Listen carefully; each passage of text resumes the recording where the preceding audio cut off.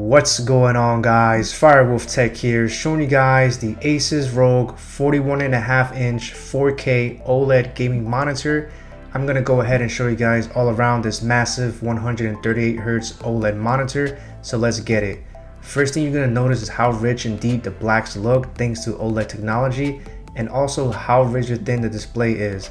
It features an anti-glare micro texture coating that helps reduce reflections, and with what ASUS says, blazing 0.1 millisecond response time. Alright, I'm going to give you guys an unboxing experience of the ROG Swift 41.5-inch OLED monitor here.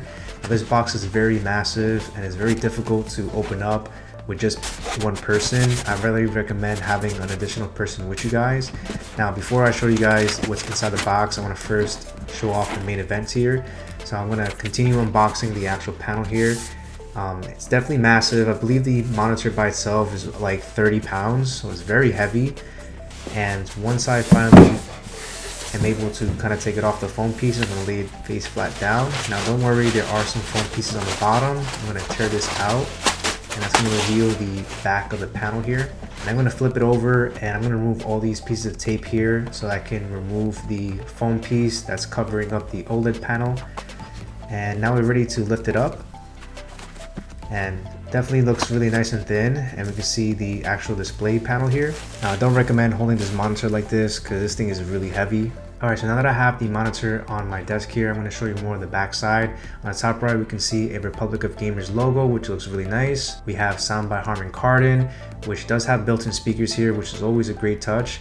Now, one sad thing to note is that there is no VESA mount 100x100, so it won't be compatible with my desk arm, so I'm kind of sad about that. So on the back here, we have all of the I/O ports here. We're going to get two HDMI 2.1 ports, a display port 1.4, USB upstream, and two USB 3.0. And on the top left, we're going to have two extra HDMIs, but they're going to be at HDMI 2.0. So just make sure you guys keep that in mind. And I'm really sad about the VESA mount option here. It only supports 300x300, which is more like a TV bracket. So unfortunately, I won't be able to mount this. Now on the bottom here, we have a joystick, power button, and we also have a 3.5 headphone jack and another USB on the bottom, which is really nice. Alright, so now it's time to show you guys what's inside the box here. So the first thing I'm going to show you guys is the actual stand here. And this is a really heavy, very sturdy, kind of feels like metal. You can see the NVIDIA G-Sync logo on the stand here.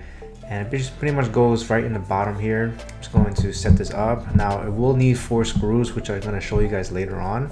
Now what we get also inside is going to be this cool little backpack here. It's going to include the US plug here. And one thing to note is that the actual power brick is built into the actual monitor, which probably makes it a lot heavy. That's why all we need is just that one cord. We're also going to get a display port 1.4, which is always great. And what I like about this monitor is also that it has a remote, which is great for powering it on and switching inputs very quickly. I really love how they start adding these with newer monitors. And these are going to be the 4 screws that we're going to need to mount the actual stand. And we're also going to get the HDMI cable here and a USB upstream cable.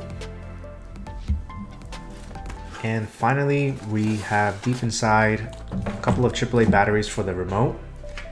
And then on the back side of the panel for the I/O ports, we're going to see an Allen wrench here that's hidden pretty geniusly over here. So I'm just going to take this out because this is where we're going to use to install the actual base. And using the Allen wrench, we're going to basically screw all 4 screws on the bottom of the base here very quickly.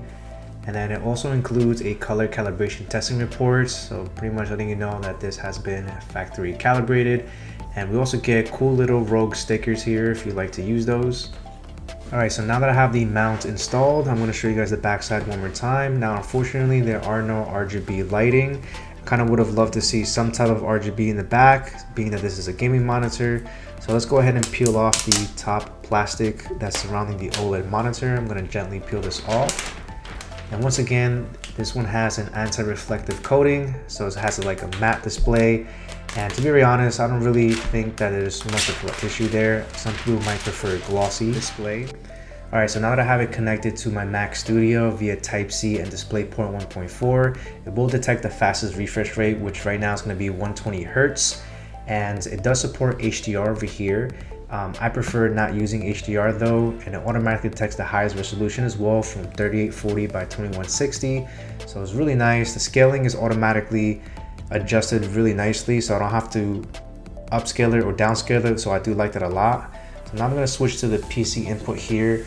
It also detects 120 Hertz, but what I'm also going to do here is I want to show you guys the 138 Hertz overclock feature. So using the remotes, I'm going to basically go through the settings here, going to gaming's overclocking, turning it on, and then we're going to turn up the refresh rate to 138 Hertz. It should basically flicker the display.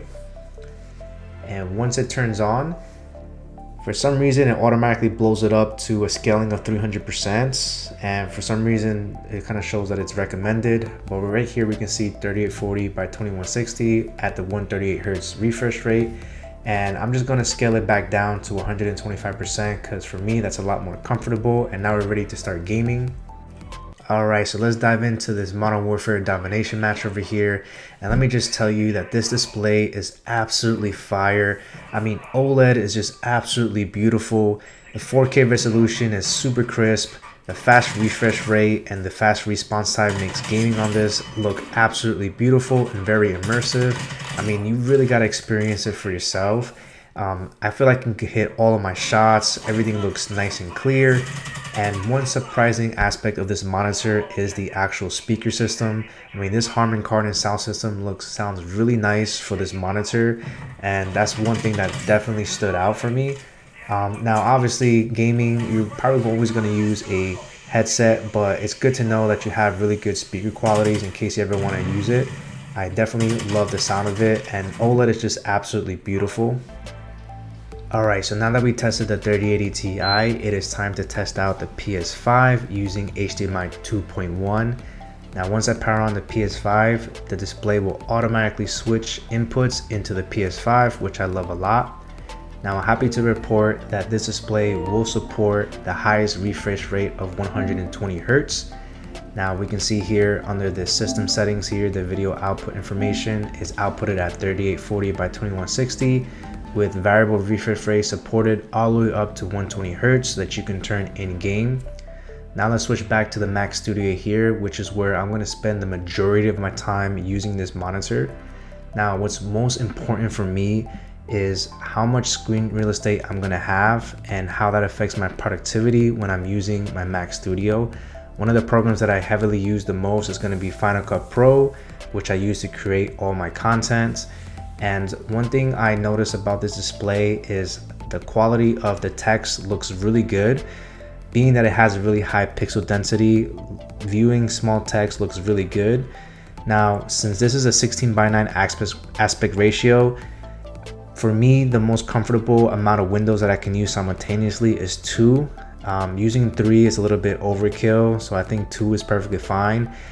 Me personally, I would prefer an ultra wide display, but this 41.5-inch display is not bad at all, being that it will be fully compatible with your PS5, with your Mac Studio, with Macs, with your gaming PC. I would have loved to see if they had a Type-C interface though, and some RGB lighting in the back, but that's for another monitor. Now, as you can see, I have the backlights pretty much pitch black. And what I love about OLED is you can notice basically that all the blacks feel really deep and rich.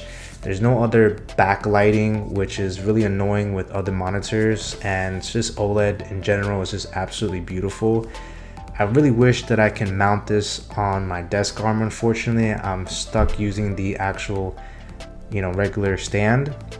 And you can see here that the text quality when I'm on the Apple website, everything looks nice and readable, and having this control really makes things a lot easy, switching inputs very quickly. So I do love that a lot. I mean, what do you guys think about this ASUS ROG Swift OLED monitor? I think this display is absolutely beautiful. If you guys enjoyed this video, please like and subscribe. Thanks so much for watching, guys.